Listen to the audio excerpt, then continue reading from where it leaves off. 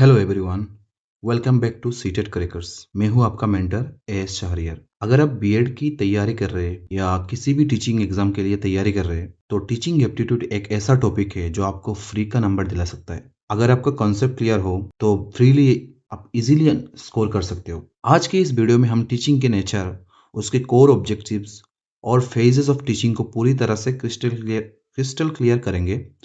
और सिर्फ थ्योरी नहीं, वीडियो की एंड में हम 5 प्रीवियस ईयर क्वेश्चन को भी सॉल्व करेंगे।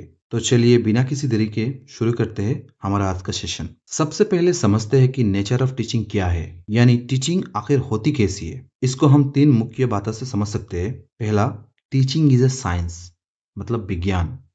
दूसरा, टीचिंग इज एन आर्ट, मतलब कला। और तीसरा, टीचिंग इज इंटरेक्टिव। एक है साइंस और एक है आर्ट और एक है इंटरेक्टिव। तो पहला, ए साइंस। क्यों ऐसा? क्योंकि टीचिंग में एक सिस्टमेटिक प्लानिंग होती है। ऐसा नहीं कि जो मन में आए वो पढ़ा दिया। इसमें लॉजिकल स्टेप्स होते हैं और हम साइकोलॉजिकल प्रिंसिपल जैसे बाल मनोविज्ञान का यूज करते हैं ताकि बच्चा आसानी से समझ सकते हैं। दूसरा, टीचिंग इज ए आर्ट। अब सिर्फ प्लानिंग से काम नहीं चलता। एक टीचर को क्रिएटिव होना पड़ता है।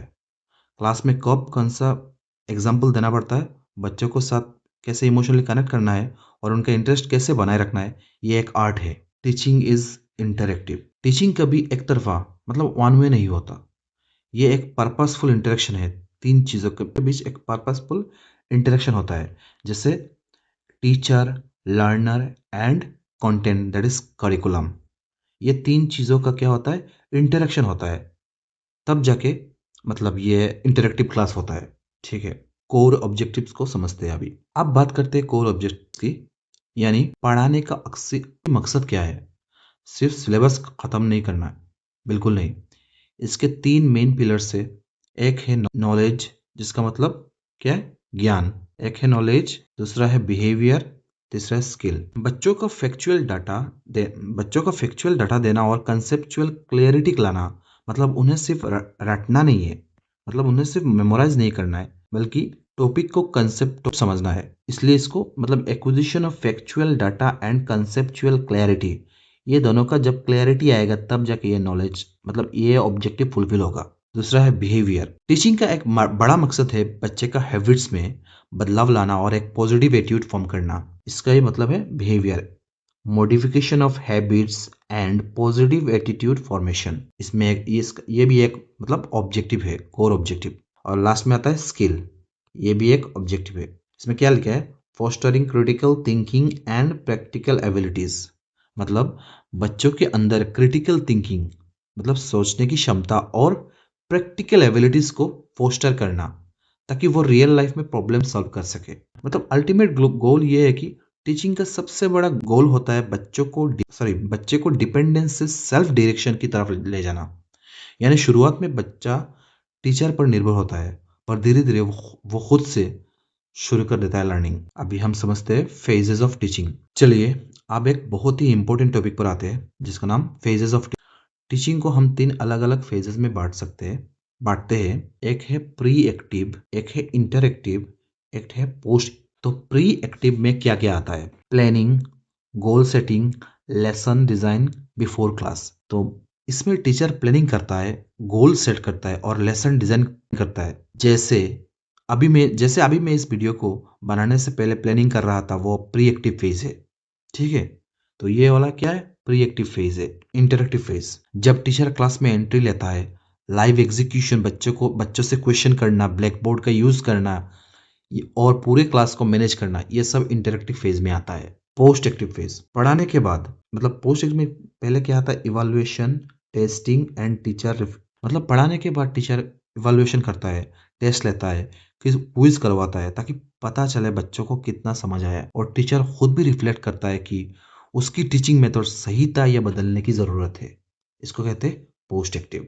ये था मतलब अब टीचिंग एप्टीट्यूड का मेन कॉन्सेप्ट। ठीक है, तो चलिए कॉन्सेप्ट तो हमने सीख लिया। आप देखते हैं कि एग्जाम में क्वेश्चंस कैसे पूछे जाते हैं। Let's solve 5 previous year question. First question, teaching is a triadic process, the 3 poles are, हमने पढ़ा अभी क्या है? Teacher, learner, curriculum. ये है तीन आयाम, ये 3 पोल्स है, ट्रायडिक प्रोसेस है। तो टीचर लर्नर करिकुलम, जैसे मैंने पहले ही बताया, टीचिंग इन तीनों का बीच, मतलब इन्हीं तीनों का बीच का इंटरेक्शन होता है। Next question, primary objective of teaching is to, पढ़ाने का प्राइमरी उद्देश्य क्या है? ठीक है, तो आंसर क्या होगा? ऑप्शन दिया हुआ है, finish syllabus early, obviously not. Giving high quality notes तो अगर नोट्स ही देते रहोगे तो समझाओगे कब? आंसर सी क्या है? फैसिलिटेट ऑल राउंड डेवलपमेंट, हाँ यही करेक्ट है। Preparing lesson plan is a part of which phase? अभी थोड़ी देर पहले हमने बताया क्या? Pre active phase. Pre aspect of teaching implies क्या होगा? Systematic planning and logic. देखिए, टीचिंग में साइंस का मतलब फिजिक्स केमिस्ट्री नहीं, बल्कि एक सिस्टमेटिक और लॉजिकल अप्रोच से है। Question number 5, if a student is consistently inattentive in class, what should teacher do? मतलब एक बच्चा क्लास में अटेंशन नहीं दे रहा है, तब एक टीचर क्या करे?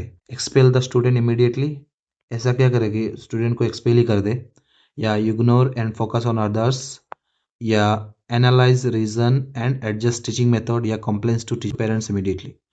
ऑब्वियसली आंसर क्या होगा? उसका रीजन एनालाइज करे कि बच्चे क्यों अटेंटिव नहीं हो रहा है, और उसी के मतलब सराउंडिंग टीचिंग मेथड को बनाए। देखिए, रीजन दिया हुआ है नीचे, modern pedagogy focus on child centric diagnosis rather than punishment. ये ला बहुत इंपॉर्टेंट है ये वाला लाइन। अगर कोई भी क्वेश्चन हो तो आप कमेंट बॉक्स में बता सकते हैं, या कोई भी चेंजेस या फीडबैक दे सकते हैं आप कमेंट बॉक्स में। इट विल बी अप्रिशिएटेड अगर आप लोग फीडबैक दोगे।